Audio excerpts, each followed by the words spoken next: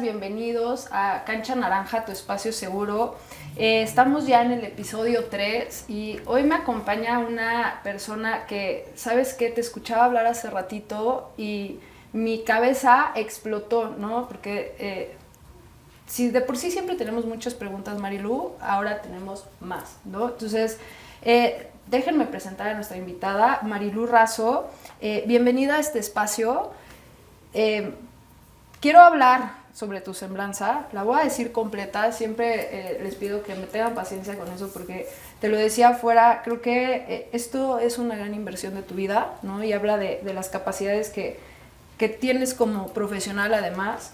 Marilu es licenciada en Ciencias Políticas y Administración Pública por la Universidad Iberoamericana, en donde también cursó la especialidad en Exclusión Social y Encierro, Psicoanálisis y Derecho, maestra en Saberes sobre Subjetividad y Violencia con especialidad en Práctica Psicoanalítica, Posicionamiento Ético ante el Dolor en Colegio Saberes. ¿Saberes? ¿Así se pronuncia? Muy bien. Documentalista y productora de contenidos sobre derechos humanos, cuenta con más de 20 años de experiencia profesional en atención a mujeres en situación de violencia en razón de género y trata de personas, directora ejecutiva de Espacio Mujeres por una Vida Digna, Libre de Violencia.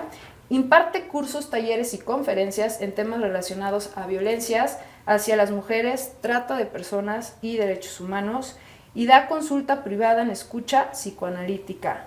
Marilu, bienvenida. ¿Cómo te queda energía? Muchas gracias, Mariana. Pues creo que más bien todas estas cosas me llenan de energía, más que me quiten energía. Me encanta, me encanta. Creo que la labor que haces aquí se dice fácil, pero se requiere mucho valor y de mucha energía, como decías, porque escuchar todas estas historias que debes de escuchar todos los días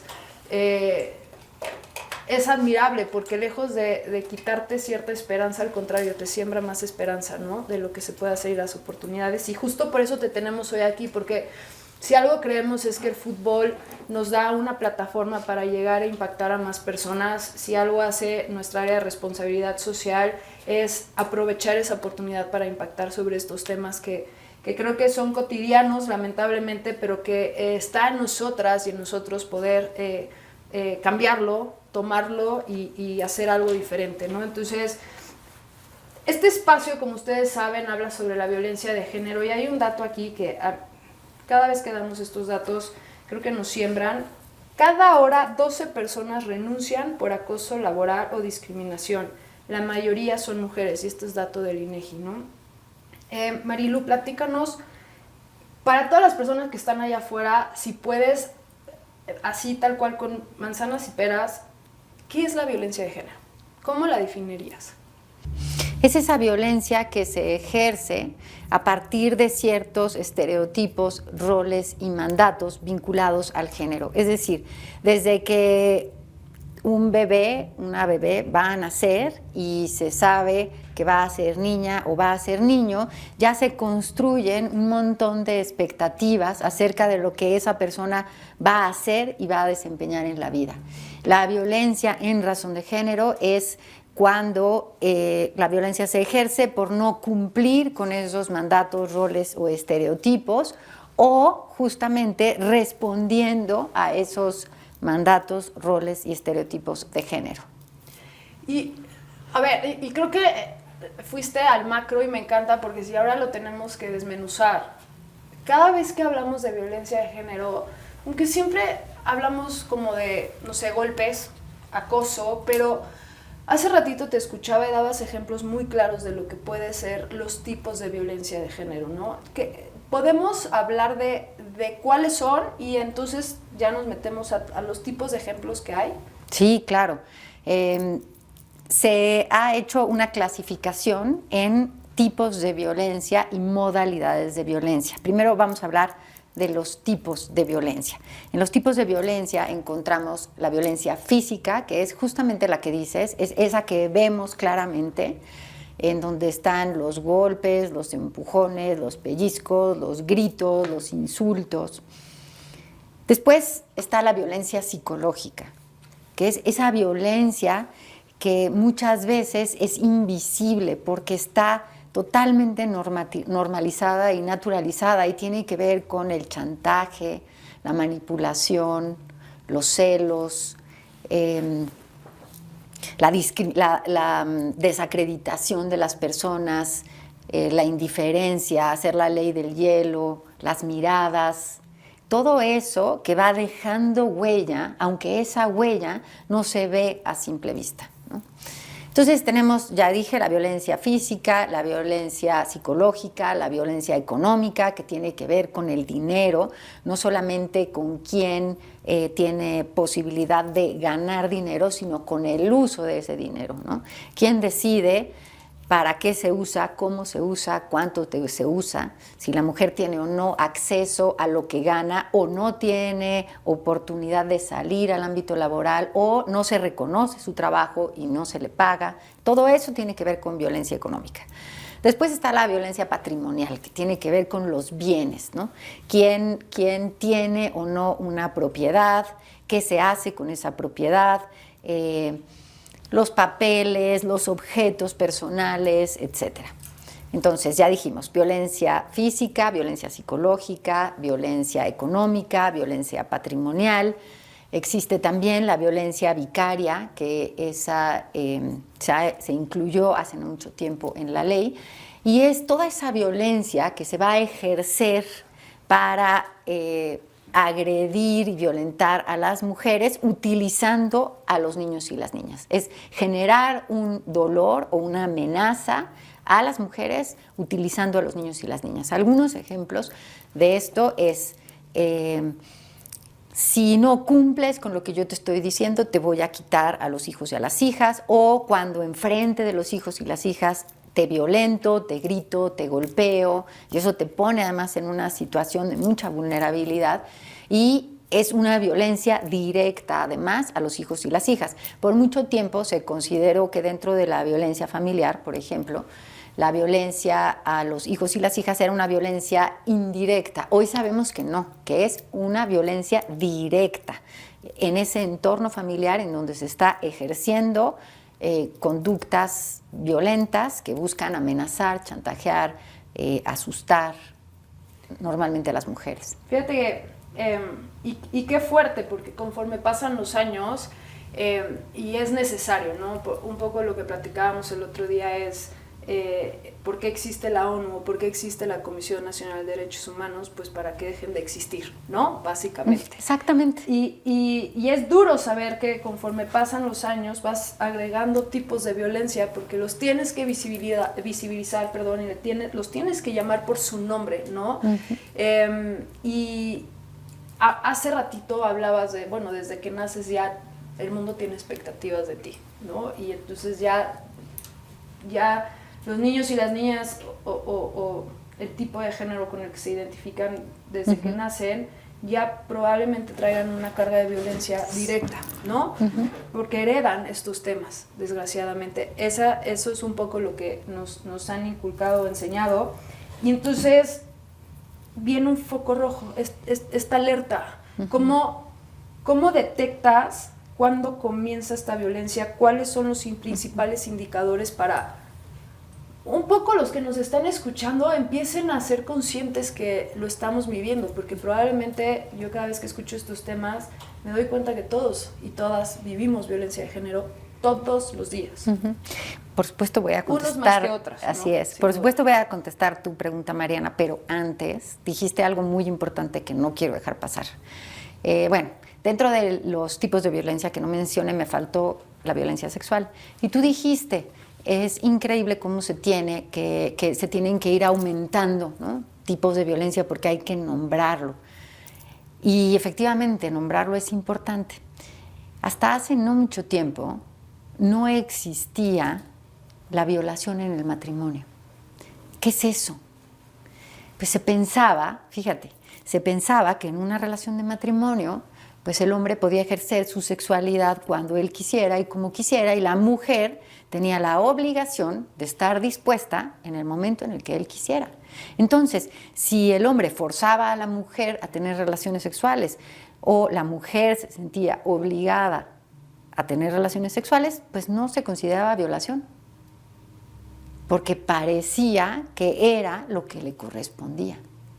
Hoy gracias a que ya está tipificado, sabemos que una mujer tiene todo el derecho del mundo a decidir cuándo, con quién y cómo quiere tener relaciones sexuales, esté casada o no casada.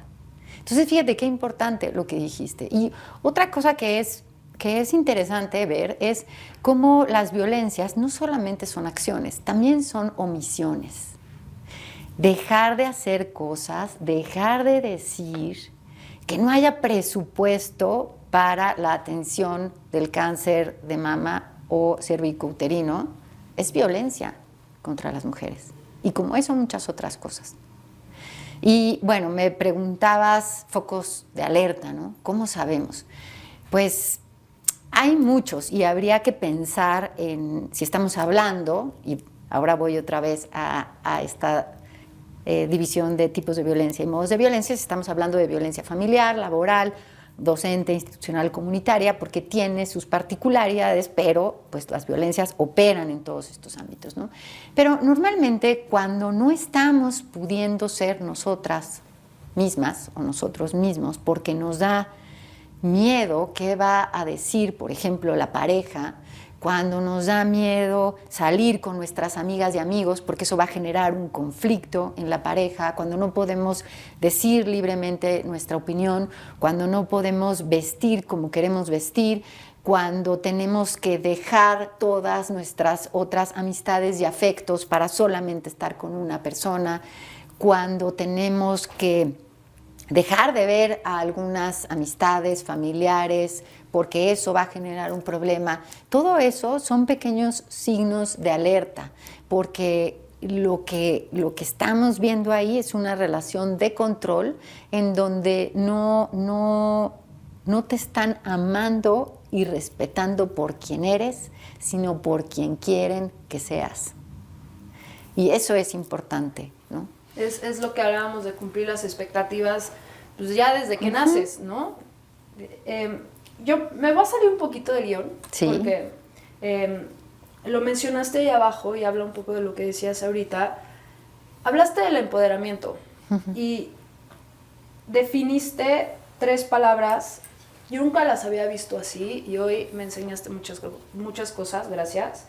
Hablaste de sororidad, solidaridad y fraternidad, ¿no? Y en estos temas de cumplir expectativas o romper esas expectativas o generar tus propias expectativas, necesitas una red para yo creo, ¿no? Es no para ser valientes, pero para dar ese paso, ¿no? En conjunto, porque yo literal lo veo como un equipo de fútbol, ¿no? No hay un solo jugador o jugadora que haga la diferencia en la cancha sola. Necesita todo el conjunto, ¿no? Y esto es un poco de lo que decías. ¿Nos puedes platicar de eso que describiste? Sí, es una maravilla que podamos en este espacio hacer la analogía con el fútbol, porque me parece de lo más pertinente, ¿no? Fíjate que una de los beneficios y de los aciertos de movimientos como Me Too es justamente que las mujeres empezaron a darse cuenta que no solamente le pasaba a cada una de ellas. Se dieron cuenta que había otras mujeres que habían pasado o estaban pasando por lo mismo. Y eso les permitió reconocer una problemática que, si bien tiene un componente individual, íntimo y personal, está en un contexto social. Y eso permite también ir generando acciones para modificar eso. Otro de los ejemplos es que cuando las mujeres nos empezamos a reunir para hablar de ciertos temas de violencia familiar o violencia en distintos ámbitos, una vez más pudimos generar lazos de empatía en donde podemos ver que no solamente nos pasa a nosotras, que por más que le echemos ganas, si no hay modificaciones estructurales y en conjunto, pues no vamos a poder lograr gran cosa, ¿no? Cada quien tiene un papel importante, que ahí, pues tú sabes infinitamente más que yo, ¿no? Pero cada jugadora tiene un papel y hay veces que pueden comunicarse aún sin decir palabras, ¿no? Es cuando ya, decimos cuando ya conoces a tu equipo, ¿no? Ya, Ajá. en teoría ya no necesitas pedirle que corra la banda porque sabes que va a correr la banda porque cubre tu espalda. Eso es lo que hace una banda, lo que hace una manada, lo que hace un equipo de trabajo, ¿no? Eso es lo que hace un equipo de fútbol, sin duda. Exactamente. Me encanta, me encanta. A ver, y hablaste de, no solamente nos pasa a nosotras, también sabemos que le puede pasar a la de al lado o al de al lado, y yo siempre meto estos temas. Entiendo que las mujeres somos el grupo vulnerable, ¿no? Pero también entiendo que ellos viven otro tipo de violencias que si nos están escuchando también los puedan identificar. Algo que hemos platicado también con todo el equipo es, ¿y qué pasa cuando sabes que están violentando a la persona del lado de ti? ¿No? O sea, una es, ¿qué pasa cuando sabes que la están violentando? Y otra es, ¿qué puedo hacer? ¿No? Ya lo reconociste, ahora, ¿qué puedo hacer? ¿No? Es importantísima tu pregunta, porque muchas veces nos damos cuenta que alguien que queremos o alguien cercano a nosotros está viviendo violencia. Y lo primero que queremos hacer y hacemos es decirle, salte de ahí, estás viviendo violencia. Y con eso, desafortunadamente, lo que vamos a lograr es, muy probablemente, no en todos los casos, pero generar una barrera en la comunicación. Y lo primero que hay que hacer es garantizar que hay un canal de comunicación con esa persona en la que esa persona se va a saber escuchada sin ser juzgada. Porque salir de un proceso de violencia es muy complicado y muy complejo. Que complejo no es lo mismo que complicado, ¿no?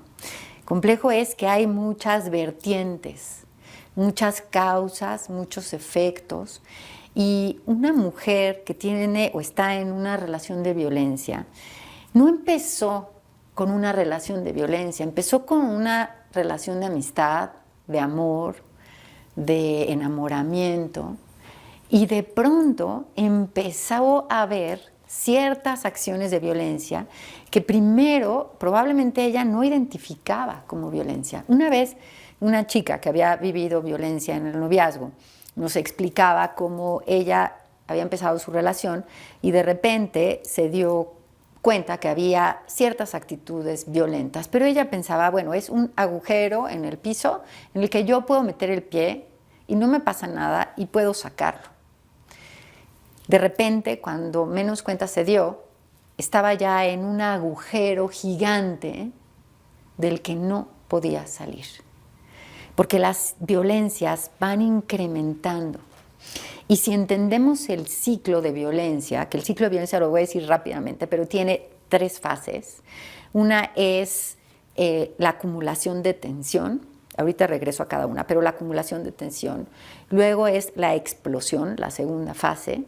Y la tercera es el perdón y la luna de miel. Entonces, esta etapa primera de tensión es interesante porque, así como decías con el equipo que tú sabes qué esperar de la otra persona, una mujer que vive de violencia sabe qué esperar de la persona que la está agrediendo, ¿no? Ya sea su pareja, su padre, alguien en el trabajo, etc. Y sabe que con cierta mirada o con cierto tono de voz ya sabe que la persona se molestó. Ya es como cuando tus papás te regañan, ¿no? Ajá. Ya sabes que se les saltó la vena y ya sabes que castigo. Así duda. es, entonces ya ni siquiera tienen que decirte nada, ¿no? Porque ya sabes, eso va generando un estado de tensión. Entonces, esto provoca en la persona que está siendo violentada, pues que se quede un poco a la expectativa, sin poderse mover mucho, con estrés.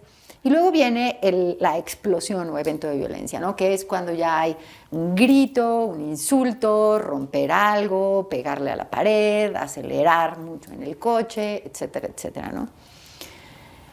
Y después viene la luna de miel. Pero ¿qué pasa en este perdón y la luna de miel? En el perdón probablemente venga esta disculpa en donde lo siento mucho, no sé qué fue lo que me pasó, lo que pasa es que me provocaste, pues tú ya sabías que no me gusta que hables con fulanito o fulanita, ya lo sabías. Y yo pues no me quedo de otra. Fíjense cómo aquí se está trasladando la responsabilidad de la acción. Y la culpa. Y la culpa, exactamente. Y cuando tú haces sentir a la persona culpable y la persona asume esa culpa porque cree que esa es su responsabilidad, es muy difícil romperlo porque la persona que está siendo violentada va a intentar de todas las maneras posibles corregir lo que está haciendo mal. ¿Para qué? Para ya no provocarte, para que ahora sí me quieras, para cumplir bien mi papel, para hacer lo que me corresponde hacer.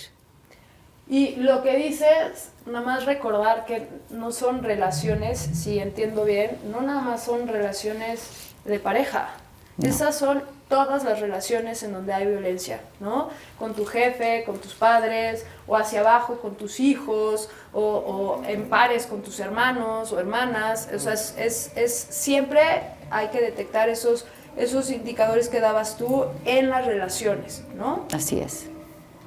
Marilu, se nos termina el tiempo. Ahí, gracias porque nos has enseñado muchas cosas. Entiendo, yo te quisiera hacer una pregunta final, no sé si quieras cerrar con algo además, pero ¿a dónde acercarse? Si sabes, por supuesto vamos a dejar los datos aquí de Marilu, ¿no? Para que se acerquen a ella. Sabemos que tratas a personas violentadas, entonces que tengan sus datos para que, espero que no, pero si lo necesitan o requieren puedan contactarla, pero también qué decirles a esas personas que ya detectaron que están siendo violentadas, hacia dónde acercarse, con quién acercarse, porque a veces tampoco sabemos por dónde, ¿no? Sí, primero decir que una persona, una mujer que pide ayuda es una mujer muy valiente. Sí. Pedir ayuda, reconocer que estás viviendo una situación de violencia, porque además hay muchos estereotipos de la mujer violentada que nada tienen que ver con la realidad, porque la mayor parte de las mujeres hemos vivido al menos una vez en la vida violencia, es un acto de muchísima valentía. Y bueno, nosotras, yo dirijo esta organización de Espacio Mujeres para una Vida Digna, Libre de Violencia. Tenemos una página de internet en donde pueden encontrar nuestros datos para pedir ayuda, asesoría. Tenemos un centro de atención externa, un refugio y una casa de transición, y somos parte de la Red Nacional de Refugios. Okay. La Red Nacional de Refugios tiene presencia en todo el país. Entonces, pues bueno, estaría bien que pudiéramos por ahí dejar anotados los datos para que se puedan comunicar. Claro, sí. También me pueden buscar sin ningún problema. Y lo más importante es pedir ayuda y apoyo profesional. Sin duda, Marilu, no sé si te quieras despedir con algo. Ahí nos encanta hacer con nuestro equipo una mecánica en donde te entregamos un pizarrón con una cancha y nos dejas la frase que más te haya sembrado a ti. Yo me llevo con una que dijiste hoy, que la repetiste varias veces, que entiendo que es una maestra importante para ti. Sin sororidad no hay empoderamiento que dure, ¿no? Marilu, te vamos a entregar este pizarrón para que nos puedas escribir esta frase, y no sé si te quieras, obviamente que la leas en alto, y si te quieres despedir ya con algo que nos quieras dejar a nosotras y a toda nuestra afición. Pues mira, es una frase que pensé justo al escucharte. Entonces, pues la frase es, no es por una, es por todas, para, como es que lo dijiste muy bonito. Sí, no, cuando dijiste que sabemos que nos tienen la espalda, ¿cómo? Nos cuidan la espalda. Nos cuidan la espalda. No es por una, es por todas, para saber que nos cuidamos la espalda, voy a poner.